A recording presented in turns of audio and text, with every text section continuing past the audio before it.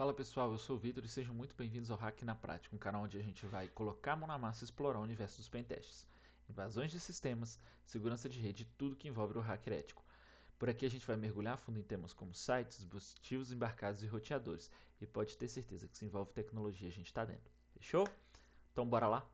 Roda a vinheta. Hoje nós vamos direto ao ponto. No primeiro episódio nós vamos fazer o hacking de um servidor na prática, e para isso nós vamos utilizar uma plataforma muito legal que é a rede TryHackMe, que é um ambiente seguro e controlado para a gente treinar e entender os conceitos de hacking de maneira profissional e ética. Bom, se você não conhece ainda, o TryHackMe é uma plataforma onde você pode entrar em salas chamadas de CTFs. O que é isso, Vitor? Um CTF? CTF são servidores, redes que você se conecta nele e pode hackear à vontade. E dentro desses servidores, em várias pastas, a gente tem pequenos arquivos de textos que a gente chama de flags, tá? Daí o nome, Capture the Flag ou Capture a Bandeira.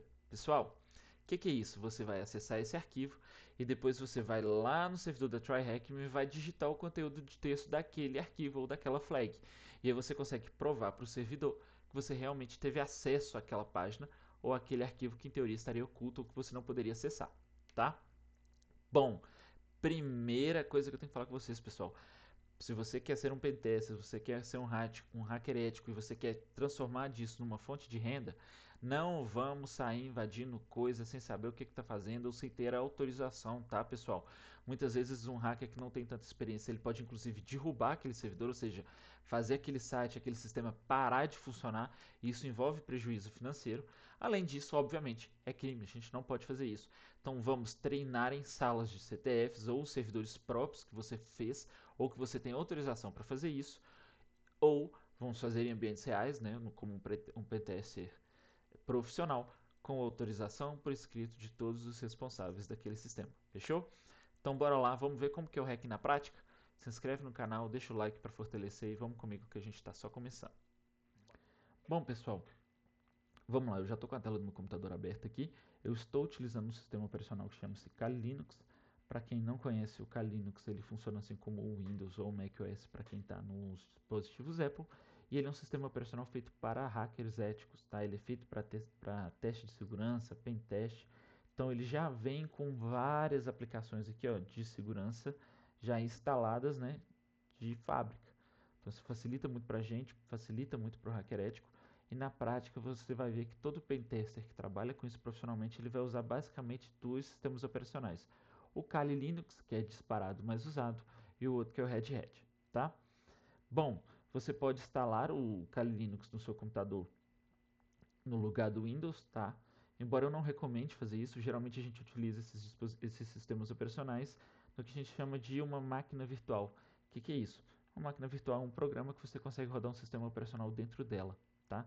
No meu caso, eu estou usando aqui, ó, o macOS, tá, da Apple, e o Kali Linux está rodando aqui na minha máquina. Vou tentar minimizar aqui para vocês verem, ó, dentro de um aplicativo, tá? Que no caso é o UTM, ou seja, é um programa que ele roda um outro sistema operacional dentro dele, tá?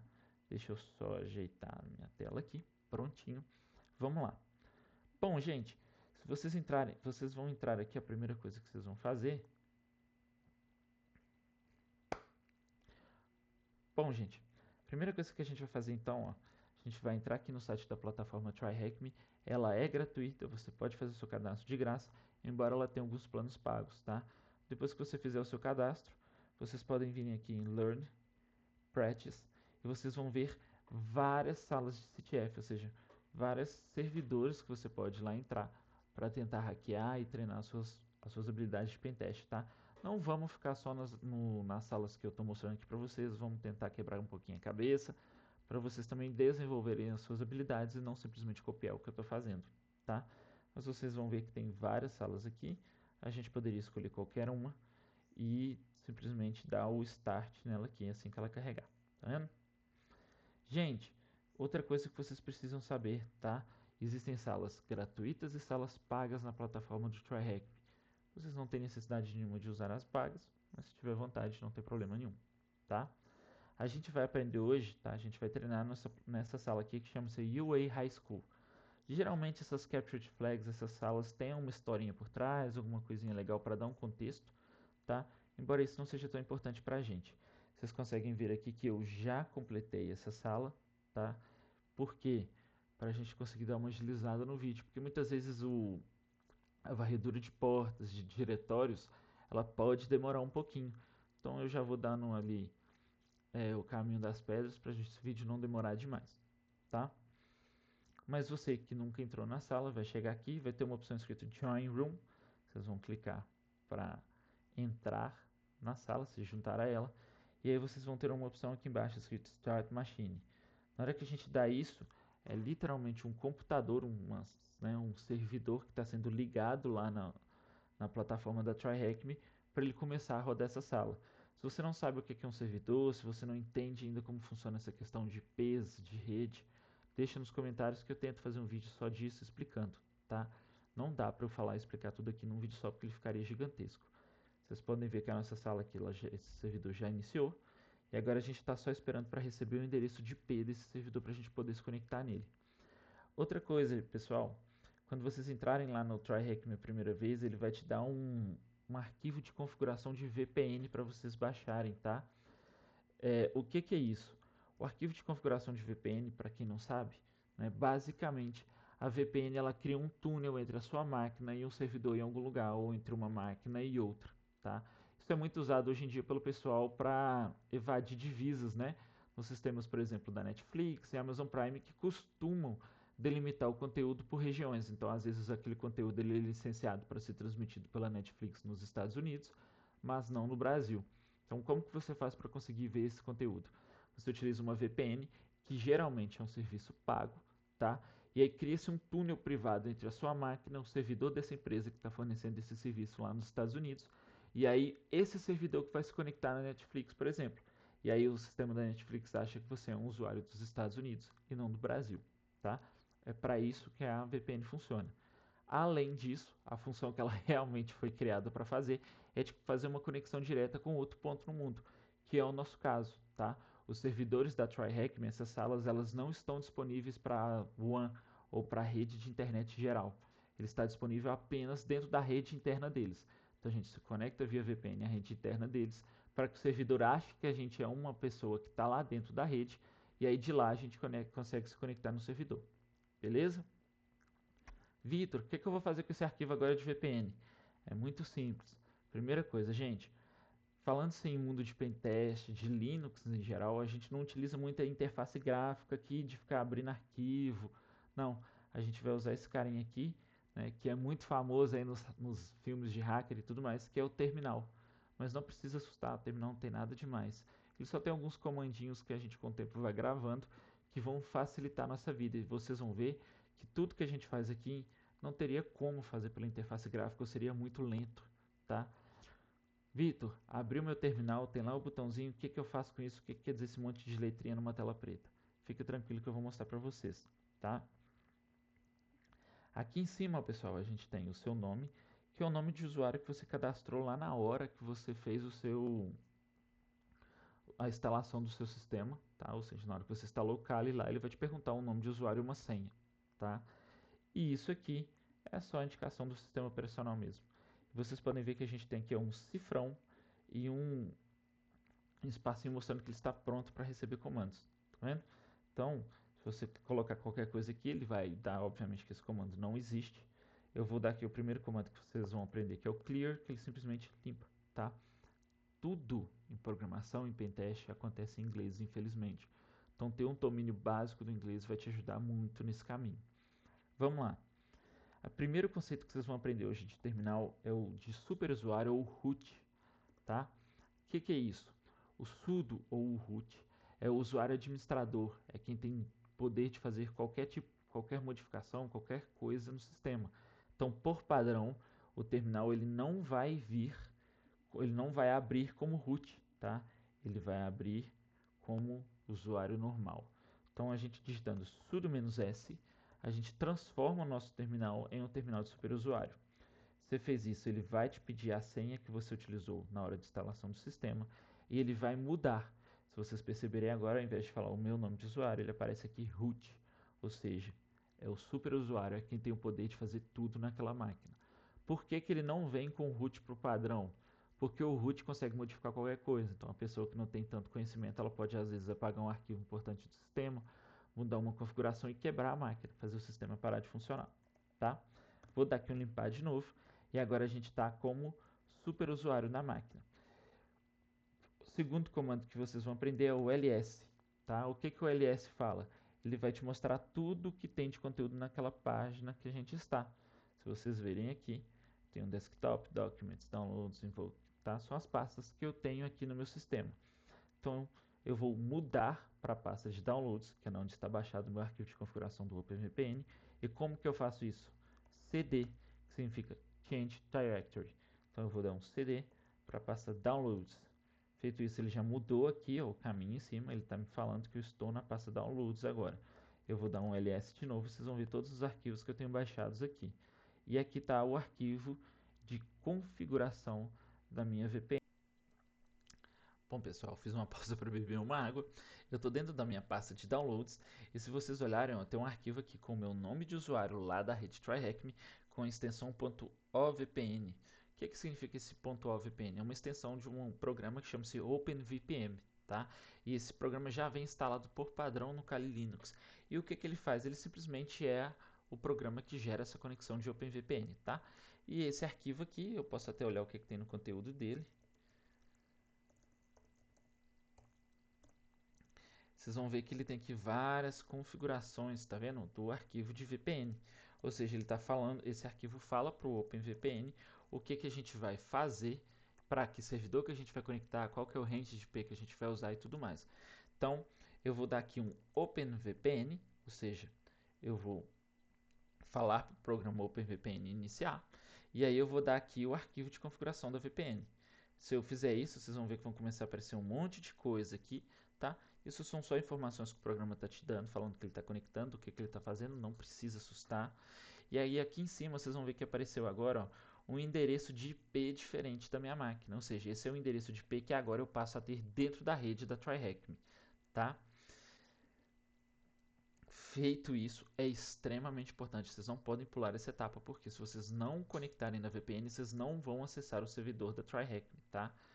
Se eu tentar mudar aqui a minha interface de rede, ó, VPN Connections, eu já estou conectado aqui, beleza. Eu vou lá no site da TryHackMe, que eu iniciei a máquina, e agora que passou um tempinho, ele aparece escrito aqui embaixo, ó, o Target IP Address. O que é isso? É o endereço de IP do meu alvo, tá? O da máquina que eu vou hackear, que no nosso caso vai ser o 10.10.211.196.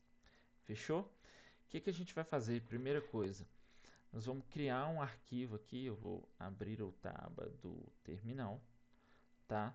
Vou na minha pasta de Documents, ou seja, Change Directory para a pasta Documents, eu vou dar um comando de makedir. O que é isso? Makedir significa fazer um diretório, ou criar um diretório, ou seja, uma pasta, e eu vou chamar ela de vídeo 1, tá bom? Vídeo 1. Feito isso, eu vou dar novamente um Change Directory agora para dentro da pasta de vídeo 1. Vou limpar o meu terminal para não ficar cheio de coisa ali confundindo vocês. E eu vou dar então um sudo "-s" para me entrar como superusuário.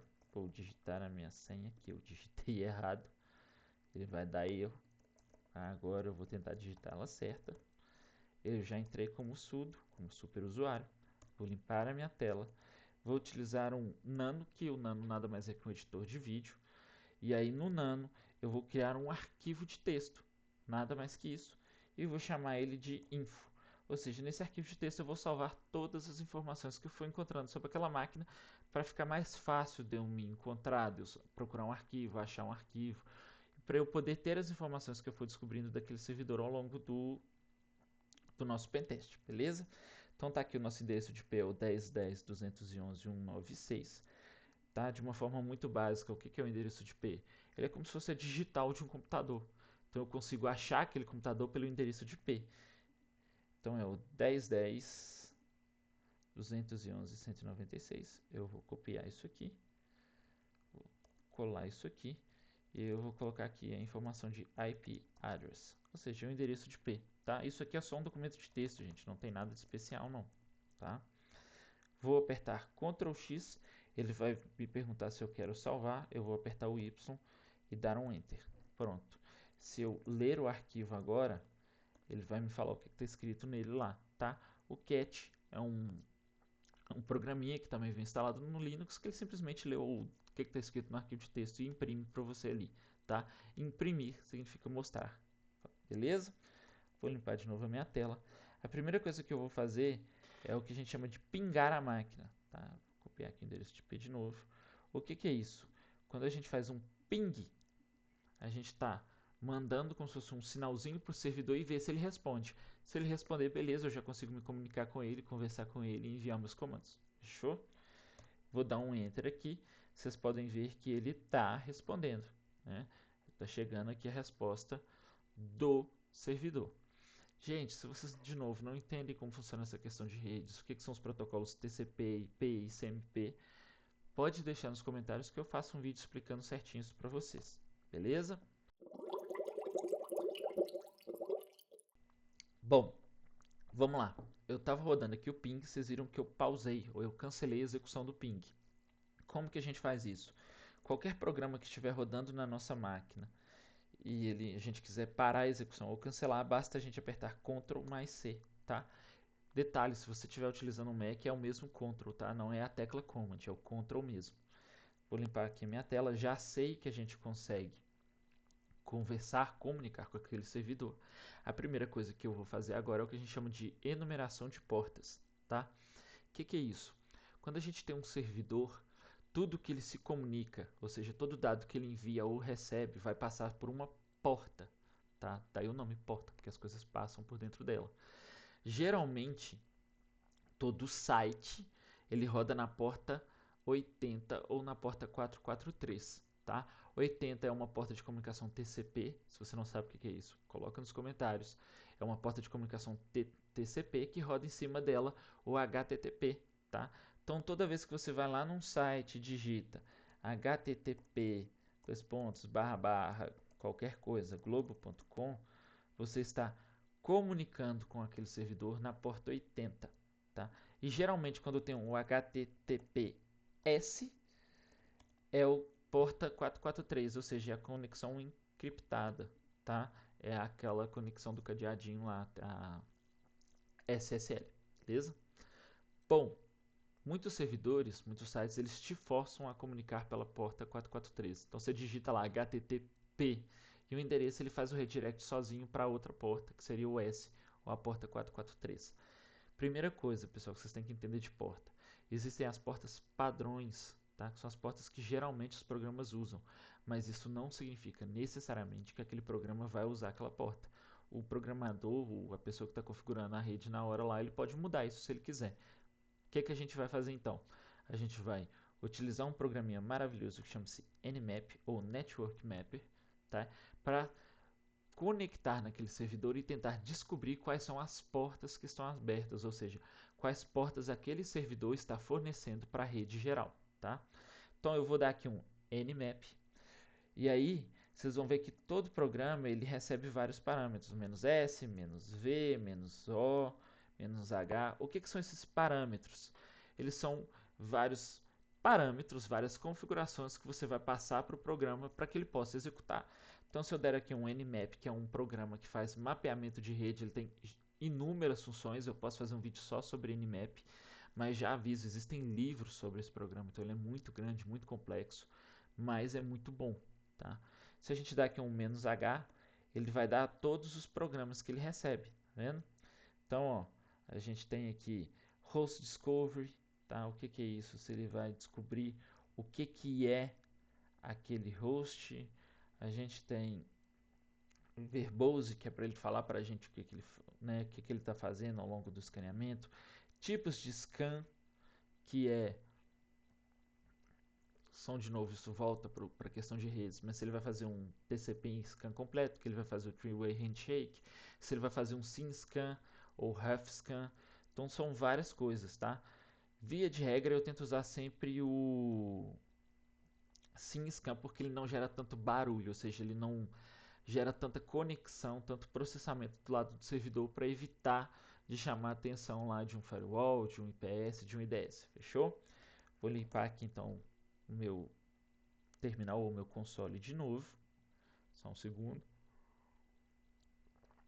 Vou então digitar Nmap menos V, ou seja, menos verbose, para ele me falar o que, é que ele está fazendo, menos S, que indica o tipo de scan que ele vai fazer, no nosso caso vai ser um sim scan. Vou dar então menos menos open, para ele só me mostrar as portas que estão abertas, tá? Ele só vai salvar as portas que estão abertas.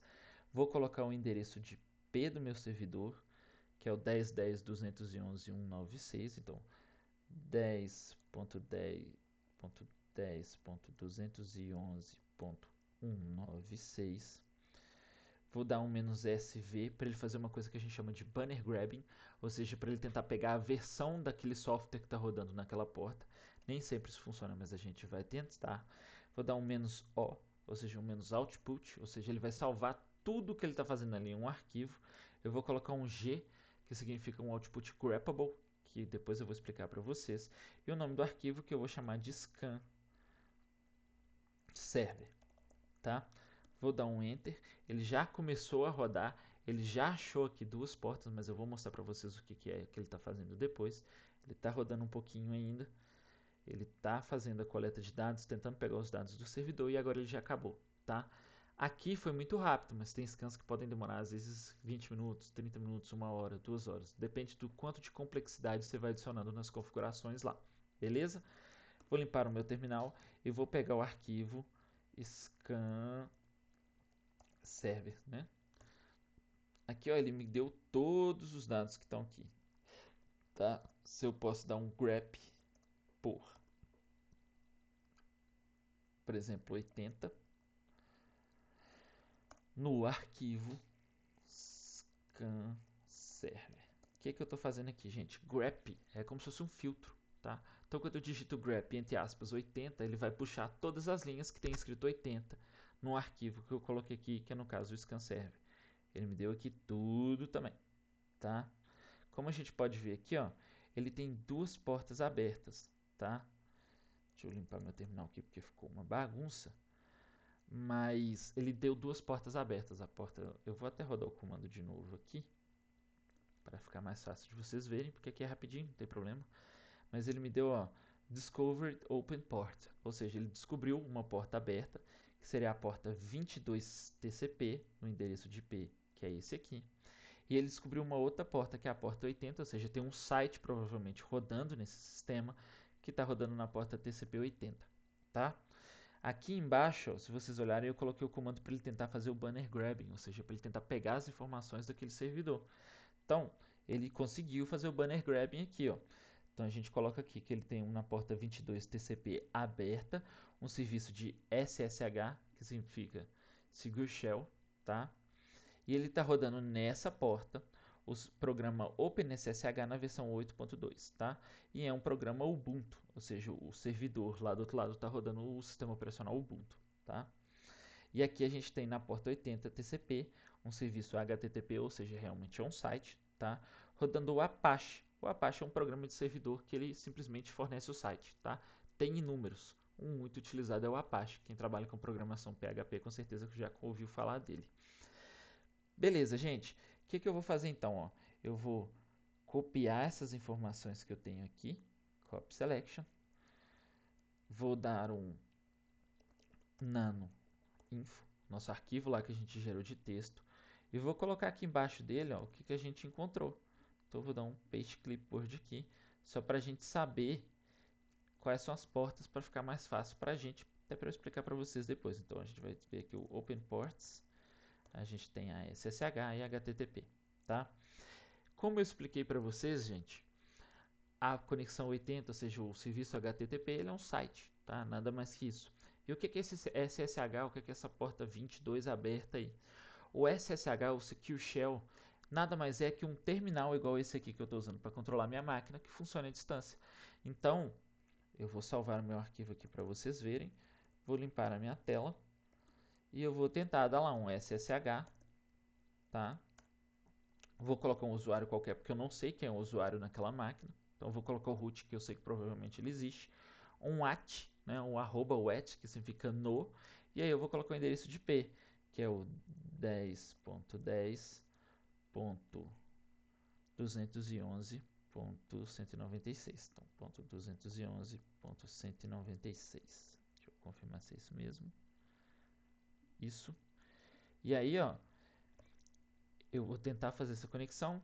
Ele vai me dar um aviso aqui que essa máquina nunca foi conectada no meu computador, não tem problema.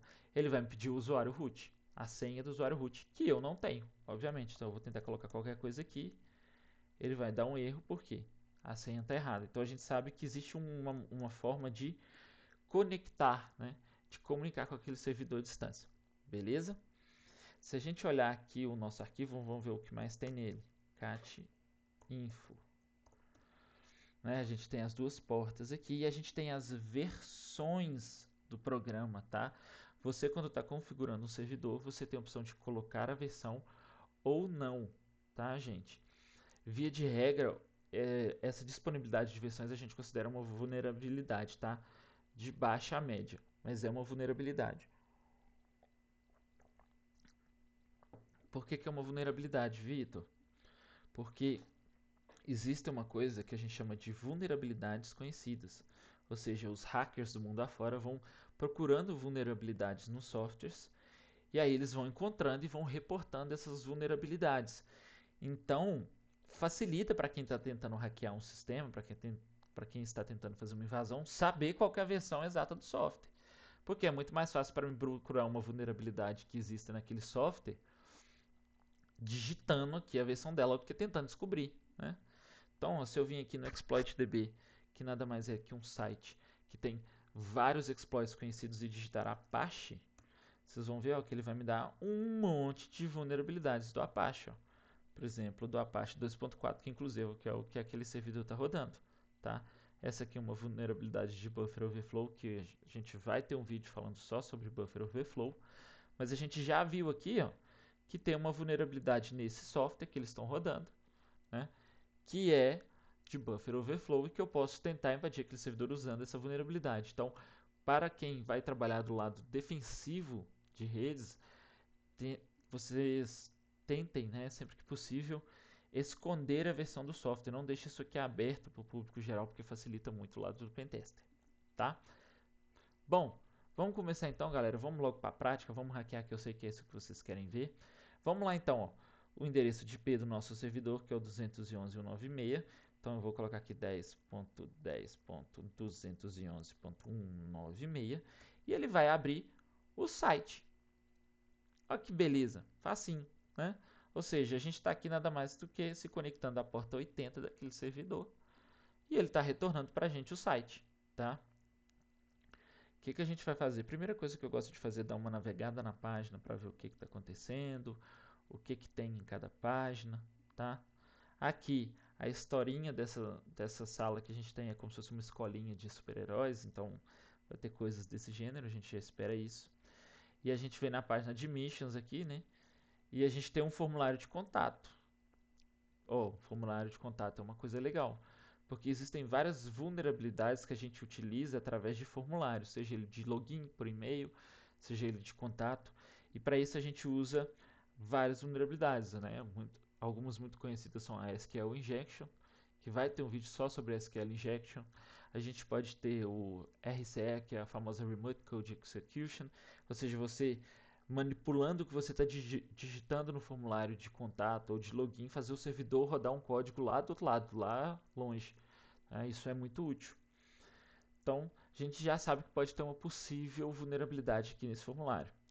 O que eu gosto de fazer em seguida? Eu gosto de ver o código-fonte da página, para saber o que ele está fazendo, né? E aí, para quem é pentester, é crucial que você entenda o básico de programação, tá? Mas aqui a gente tem uma página HTML, nada mais do que isso. Ele está simplesmente exibindo para a gente o que ele está fazendo aqui, né? O conteúdo do site, só que de uma forma menos bonita, digamos assim. E a gente consegue ver aqui ó, que tem o nosso formulário de contato. E se vocês olharem bem, de uma forma bem concentrada aqui, vocês vão ver que no action desse formulário, ele não faz nada, tá? O que é isso? Digamos que esse fosse um formulário de login, né, e ele enviar as informações que você digitou de login para o servidor. No lugar aqui do action teria o login barra alguma coisa, tá? Nesse caso não tem nada, ou seja, qualquer coisa que a gente digitar aqui, ele não vai fazer nada, ele vai simplesmente limpar aqui mas essas informações nem são enviadas para o servidor, tá? Se a gente colocar qualquer coisa aqui, ó, vocês vão ver que ele não faz nada, tá? Então não existe vulnerabilidade aqui porque isso não está conectado a nada. Pode esquecer essa página, tá?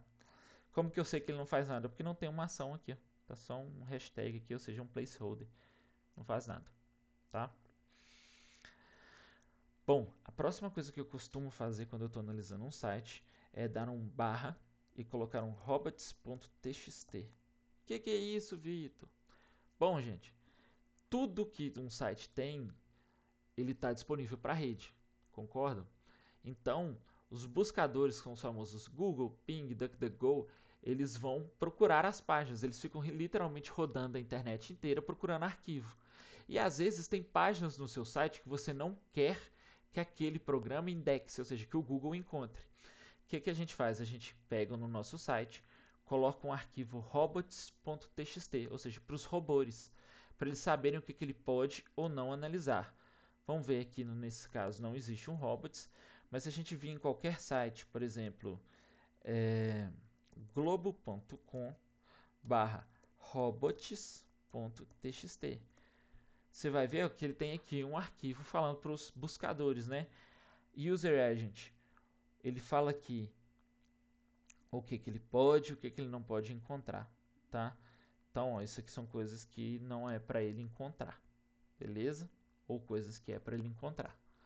No nosso caso aqui eles não têm. Mas por que é interessante a gente olhar o robots.txt então? Porque pode ter uma página de login que a gente não conhece. Pode ter alguma coisa que pode ser uma via de entrada, já que no site original aqui a gente não tem nada para hackear. Né? A gente não tem nada para invadir porque é só texto. Né? Tudo que a gente clica não faz nada. Então pode ser que ali no robots tivesse algum outro endpoint, ou seja, algum outro linkzinho desse site. Tá? Por exemplo, login. .php, estou colocando qualquer um, a gente já sabe que aqui ele não tem, mas pode ser que tivesse, tá? E se tivesse, fosse uma coisa que o proprietário desse site não quisesse que estivesse disponível no Google, estaria presente lá no robots.txt, tá? Qualquer um pode acessar, você pode pegar qualquer site aí no seu navegador, não é crime, não é nada, isso é aberto para todo mundo. Pode digitar qualquer site lá, /robots.txt, que provavelmente você vai encontrar alguma coisa do gênero, tá? Bom, gente, mas de qualquer forma a gente já achou uma outra vulnerabilidade aqui. Porque digitando um arquivo que não existe, o servidor me retornou um erro 404. Tá? Existe lá as tabelas de erros do protocolo HTTP, HTTPS. E vocês vão ver que o 404 significa não encontrado. Tá? Então o servidor me reformou aqui, ó, Vitor, não existe esse endereço /login no nosso site. Tá? E ele me informou que é um Apache na versão 2.441, Ubuntu server no endereço de IP tal, na porta tal. Então aqui ele está informando para mim, de novo, a versão do software que ele está rodando, o sistema operacional da máquina. Tá? Isso é uma vulnerabilidade. Não é uma vulnerabilidade, você consegue fazer muita coisa com ela, né, do ponto de vista invasivo, mas ela te traz informações sobre o sistema. Tá? E do ponto de vista de segurança de redes, a gente quer dar o mínimo de informação possível para o hacker. Então isso aqui não é legal de ter, não. A gente retorna um não encontrado. Tá? Só. É o ideal de se fazer. Gente, uma outra coisa que eu esqueci de falar com vocês. Está vendo que aqui tem um endereço de IP da máquina e não tem um servidor? Tá? Não tem um domínio, né? Por exemplo, uahighschool.com.br, porque a gente está usando a conexão direta com o servidor. Tá? Quando você digita lá no Google facebook.com, existe um serviço que a gente chama de DNS, que ele consulta o que você digitou, por exemplo, Facebook, pesquisa qual que é o endereço de IP daquela máquina do servidor que está rodando lá o facebook.com e substitui pelo endereço de IP. Então, na verdade, você está digitando 10.10. alguma coisa, por exemplo, tá? Você não está digitando facebook.com, mas o DNS, para facilitar a nossa vida, faz essa conversão para ficar mais fácil. Então aqui, como a gente não tem um DNS, porque é um computador que está dentro de uma rede local, a gente digita o endereço de IP. Tá? A gente não coloca um uahighschool.com. É só isso. Então vocês verem aqui na barra do navegador, vocês vão digitar o endereço de IP e não o DNS. tá? Mas se você digitar o número de DNS de um servidor, ele vai abrir do mesmo jeito. Vamos lá, né? Voltando para a prática aqui, agora que eu estou dando vários conceitos básicos para vocês entenderem. É o primeiro vídeo, vai ser um pouco mais longo porque eu estou trazendo esses conceitos básicos para vocês não ficarem perdidos, porque eu vejo que tem muito material de CTF, de hacking, mas não explica esses conceitos básicos. E sem isso vocês não vão entender nada e não vão conseguir aplicar isso em outras coisas. Bom, o que eu vou fazer? Eu acabei de ver aqui que o site deles não tem nada, né? Ele não tem nenhum endpoint conhecido, ele não tem nada que eu possa hackear, a porta 22 do SSH também não tem nada. Então, por onde que eu vou começar? A gente tem, tá, no mundo do pentest, alguns roteiros, alguns checklists que a gente costuma já fazer por padrão, tá? O primeiro é a varredura de portas e o segundo é a busca de diretórios em um site. O que é isso? A gente vai pegar um programa que vai ficar digitando aqui, ó, /login. Ele não vai retornar nada. Aí o programa vai digitar /carros. Ele não vai retornar nada. Ele vai digitar várias coisas, /assets. Ele retornou alguma coisa. Não retornou erro, tá? Então a gente sabe que existe uma página /assets nesse site. O que isso quer dizer na prática? Nosso programa ele vai ficar digitando manualmente, é o que a gente chama de brute force, endpoints para ver o que retorna alguma coisa, para a gente saber se existe alguma página escondida daquele site que a gente não encontrou, tá? Então como que eu vou fazer isso? Eu vou usar uma aplicação que chama-se GoBuster, tá? O que o GoBuster faz? Ele simplesmente digita isso que eu quero, tá? Ele vai digitando isso manualmente, esse monte de arquivos, sem que eu precise digitar isso manualmente, tá? Como que ele faz isso? Ele vai usar uma coisa que a gente chama de word list, tá? É um conceito a mais que vocês vão ter que aprender aí. Vou abrir um terminal aqui só para vocês verem, vou dar um cat nessa word list que eu estou usando. Olha um zilhão de coisas que ele me retornou, tá vendo? Isso são várias palavras, é uma lista com várias palavras, tá? E as mais comuns. Então, por exemplo, ó, underscore image, careers, ou seja, de carreiras, index, random, resume, Apache, cultura, Fedora. Então ele tem um monte de letras aqui de palavras e o computador vai começar a ir digitando uma a uma para ver o que ele acha lá, tá? É isso que é uma word list. Então eu vou aqui de novo no meu GoBuster, que é a aplicação que vai ficar digitando isso manualmente para não precisar digitar uma por uma. Daria, mas seria totalmente impraticável, tá? Eu vou falar para ele fazer uma busca de diretórios, ou seja, dir. Eu vou passar o "-u", que é o endereço dele, tá? E aí no caso nosso vai ser 10.10.211.196. Então vou lá, 10.10.211.196. Ou seja, eu estou falando para ele aonde que ele vai digitar esse barra palavras, né? O "-w", que é o menos word list, então está resumido para "-w". O endereço da word list que eu vou usar no meu computador, tá? Essas word lists, a maioria já vem instalada já por base no Kali Linux. Todas as word lists vão ficar na pasta user, share, word lists, tem vários tipos de word lists lá. Tem Dirbuster, GoBuster, Rockio, você pode usar o que for melhor para o seu caso aí, tá? O "-t", ou seja, menos threads, ou seja, quantas buscas ele vai fazer ao mesmo tempo, tá? A gente não faz uma por vez, ele faz, aqui no caso, 50 buscas por vez. E aí eu estou passando para ele aqui alguns parâmetros, "-x", e ele vai procurar por arquivos .php, .sh, .txt, HTML, JS, CSS, assets, index e várias coisas, tá? Aqui, como eu já fiz a pesquisa e isso demora, tá? Não é instantâneo. Ele já vai retornar várias coisas. Mas aqui, ó, ele já começou a fazer a busca. Ele me falou que ele encontrou uma /php 403, ou seja, eu não tenho acesso a ela, mas ela existe, tá? O servidor retornou um erro 403, significa que você não tem permissão para acessar, mas ela existe, né? Ele retornou aqui um .html que lhe deu o mesmo erro. E ele encontrou aqui várias, ó. Contatos, sobre, index, assets que a gente tinha achado lá, e ele deu o erro 301. Vamos ver o que significa o erro 301? Vamos lá, ó. HTTP 301 error code. O que é isso? O que significa o erro 403? Quer dizer que ele me redirecionou para outra página, ou seja, moved permanently redirection. O que é isso? Quer dizer que na hora que eu acessei o 403 lá, a página que ele encontrou esse erro, o servidor mandou ele para outra página. Ou seja, ele mandou para assets barra, ou seja, tem assets barra alguma coisa, tá? O que isso quer dizer? Quer dizer que tem alguma coisa depois de assets ali e a gente pode procurar. Então, assets.index, tá? O que é o index, gente? Index é a primeira página, é a página inicial. Então, sempre que você digita lá facebook.com e não digita barra mais nada, ele está te enviando para o index. Ele automaticamente sabe que isso aqui é a página principal. O index no Facebook é aqui o login, tá? Então, existe alguma coisa aqui. Beleza?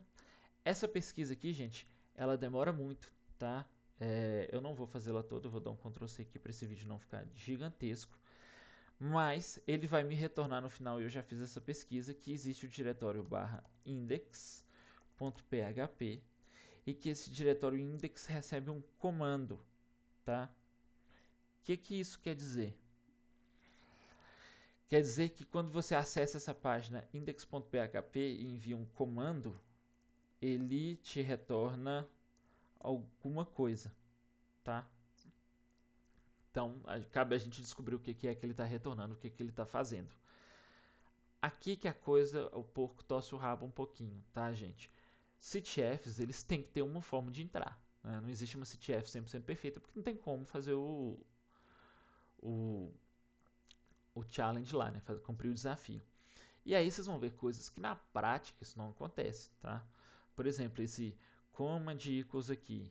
Isso não vai ter na prática, mas vai ter alguma coisa parecida, tá? Pode ter certeza que existe Remote Code Execution, tá? Ou execução de código remoto. Mas eu digitei aqui qualquer coisa, então eu vou digitar alguma coisa aleatória. O servidor não me rodou nada. Beleza. Eu vou digitar aqui um pwd. Ele me retornou alguma coisa, embora seja nada, né? Basicamente. Mas o que é isso que ele me retornou aqui? Ele me retornou uma string. O que é isso, string? É uma frase, um monte de letra, texto junto, mais nada. Então, o que eu vou fazer? Se vocês repararem, tá? E só um segundinho que eu estou olhando aqui um outro código rapidinho. Se vocês repararem esse resultado que ele me deu aqui, vocês estão vendo que eu digitei um comando de servidor Linux, tá? É um comando Linux. Se eu vir aqui no meu ó, e digitar aqui pwd, ele me dá o endereço da pasta que eu estou, né? Então, se a gente reparar aqui, ó, se eu digitar qualquer coisa, ele não me retorna nada, ou seja, o Linux, né, ele não retornou nada. Mas se eu digito um comando de Linux, ele me retorna alguma coisa. Então eu já tenho uma dica de que provavelmente que eu estou enviando nessa aba command aqui, o servidor está executando lá do outro lado, né? O retorno aqui está meio bagunçado, mas eu já tenho uma noção de que ele tá executando alguma coisa, e se ele só retorna quando eu digito um comando Linux, muito provavelmente ele está executando um comando Linux lá dentro, né? Se eu dar um outro comando Linux, ele me retorna outra coisa. Então eu já sei que esse servidor está rodando esse código e mandando um retorno de volta. Ah, Vitor, isso é uma coisa absurda que nunca vai acontecer. Eu já vi, tá? Porque às vezes o programador deixou o que a gente chama de backdoor, ou seja, uma forma dele acessar esse computador à distância, para ele executar um comando. E aí esse retorno bagunçado aqui foi uma forma que o cara tentou de esconder que esse computador ali está executando o comando e retornando para a máquina, para quem está do outro lado. A gente olhando isso aqui, tá? Isso é com a prática, isso não é do dia para a noite, a gente consegue ver que isso aqui está encodificado uma coisa que chama base 64. Tá? Base 64 é um tipo de criptografia. Então, se a gente vir aqui num programa maravilhoso que se chama CyberChef, vocês vão ver que o CyberChef ele vai carregar um programa, e aí o CyberChef ele tem várias, ele chama chefe de receitas mesmo, mas ele tem vários algoritmos de criptografia e ele consegue decriptar isso aqui pra gente, tá? Tem como fazer isso em linha de código também, mas eu acho que aqui vai ser mais fácil a gente colocar isso aqui para vocês verem, tá? Copiei errado. Eu vou copiar esse conteúdo aqui, vou colar ele no CyberChef e aí eu vou de from, ou seja, de base 64. Ele já me mostrou aqui, ó, var hhh html assets. Ou seja, que eu estou digitando ali, o servidor está executando, está me retornando isso em base 64, que eu consegui decriptar e ver o que é, tá? Vamos fazer outro teste? Vamos colocar aqui um echo hello. Eu não sei se ele vai permitir desse jeito. Permitiu. O que eu estou falando aqui? Servidor, escreve na tela oi, né? No caso me retorna o oi. Se eu colocar aqui, ó, o que o servidor me retornou, vocês vão ver que ele deu paste. Vocês vão ver que ele vai me retornar aqui hello, tá? Paste hello. Então eu já sei que esse servidor aceita ele aceita códigos à distância, tá? Isso é uma vulnerabilidade considerada gravíssima, tá? Mas vamos lá. Eu sei que ele consegue executar comandos. O que eu vou fazer com isso, Vitor? Simples. Nós vamos usar uma coisa que chama reverse shell. Que é isso, Vitor? O que é reverse shell? Reverse shell é, em vez de eu tentar fazer lá aquela conexão SSH, por exemplo, no servidor, ele conecta no meu computador e aí eu não preciso de senha, tá? É uma conexão que a gente chama de limitada, porque o usuário que está fazendo essa conexão, ele não é usuário com privilégio completo, tá? Mas é uma conexão que eu estou dentro do servidor e eu já consigo manipular algumas coisas e de lá a gente vai tentar fazer uma coisa que chama-se escalação ou escalamento de privilégios, tá? Não tem muita tradução certa, mas é privilege escalation. Ou seja, escalar os meus privilégios para eu virar root naquela máquina e ter acesso a tudo, tá? Bom, gente, para facilitar a minha vida aqui nessa máquina, eu não vou tentar digitar tudo, ir lá no CyberChef e colocar tudo, né, comando por comando. Então eu vou fazer isso aqui, ó. Eu vou usar um script que eu criei em Python. Então eu vou criar aqui um nano script.py, tá? E aí de novo que a programação, né, o conhecimento básico de programação vai ajudar você no pentest. Eu vou colar aqui o código que eu já criei, mas basicamente o que esse código faz é importar duas bibliotecas que são necessárias para fazer a codificação de base 64, né, a decodificação para conseguir ler o que está sendo enviado, recebido do servidor. Requests, que é uma biblioteca que me permite enviar e receber comandos via web. E aí eu vou simplesmente vir aqui no meu negócio e vou mudar a URL para a URL do servidor que a gente está usando, que é a 10.10.211.196. Então vamos lá, 10.10.211.196, tá? Na pasta asset index, ou seja, eu estou passando aquele endereço. Aqui eu estou simplesmente enviando o comando para o servidor, recebendo a resposta e decodificando ela para texto legível e não base 64, tá? Vou dar um OK para salvar aqui. Vou rodar o meu script, Python 3 script.py, vou rodar o meu código. E ele já vai me perguntar aqui, Vitor, qual que é o comando que você quer enviar para o servidor? Vamos mandar o mesmo pwd para a gente ver o que está acontecendo lá, ó. Ele já me retornou, ó, var www html assets. Ele me retornou o resultado raw, ou seja, eu também coloquei o resultado em base 64 para ser impresso aqui. Ele já está me perguntando de novo, Vitor, qual que é o comando que você quer rodar de novo no servidor? Vamos lá, vamos tentar um ls. Ele me falou aqui o que tem dentro da pasta. Ah lá, ó, tá vendo que tem uma pasta de imagens, tem uma pasta index.php, que é aquele index que a gente está enviando lá os comandos para ele, e tem a pasta estilos.css, que são os estilos que estão sendo usados na pasta aí, tá? Então, vamos lá. Vamos ver o que tem dentro desse index.php, para a gente saber com o que a gente está trabalhando. Eu posso dar aqui um cat, ou seja, me mostra o que tem dentro do arquivo index.php. ele está executando e já me retornou aqui, ó, o código do arquivo PHP que está rodando lá no servidor e que em teoria o usuário nunca deve ter acesso a isso, tá? Arquivo.php deve ficar somente dentro do servidor. Ele deve ser processado do lado do servidor e o usuário não deve ter acesso a isso nunca, tá? Ter acesso a arquivos internos do servidor, a gente chama de essa vulnerabilidade de Server Line Disclosure, tá? Ou mostrar linhas de servidor, alguma coisa do gênero em português, tá?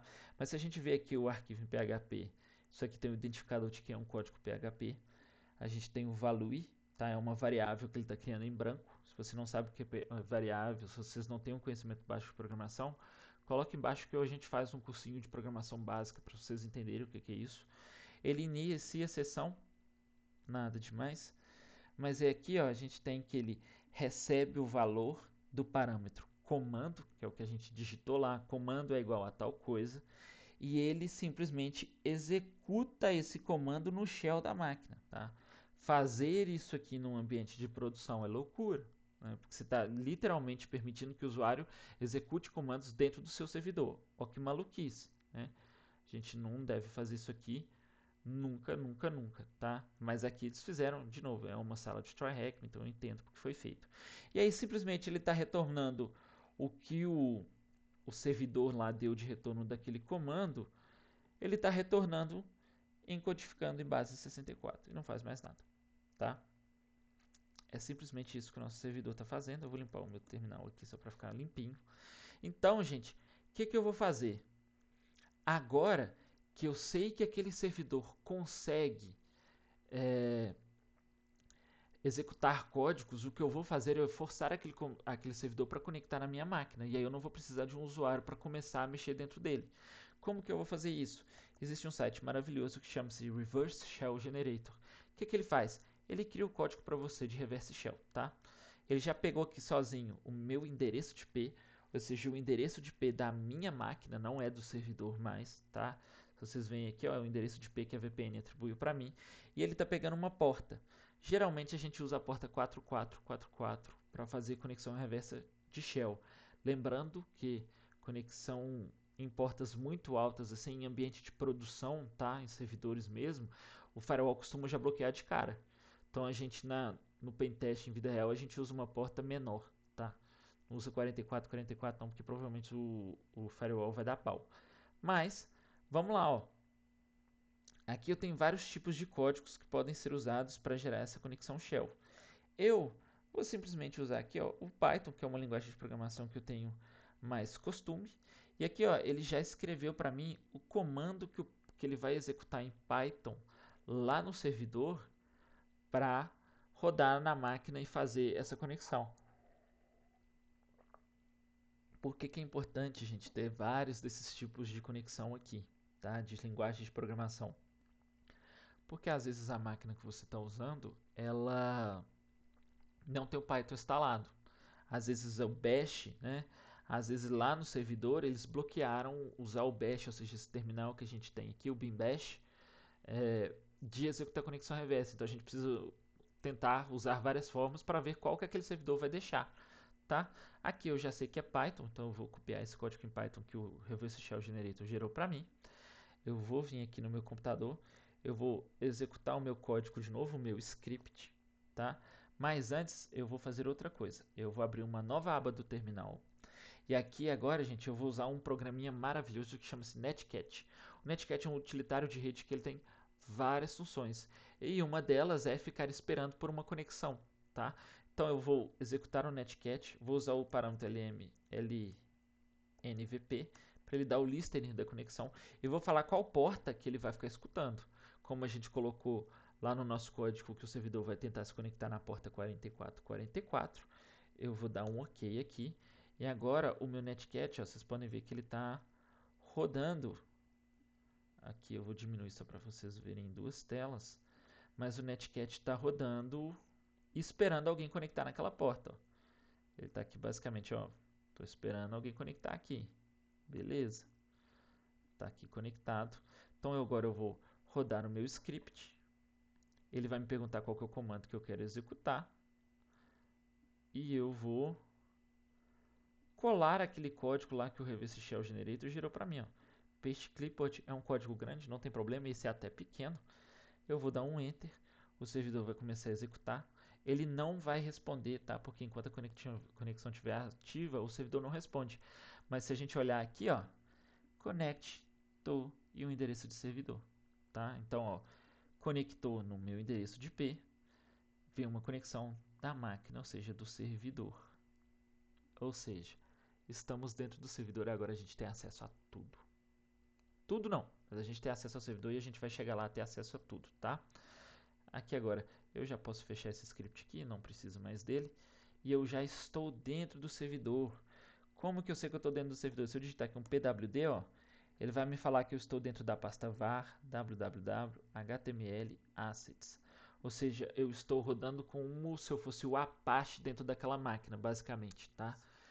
Mas, vamos lá.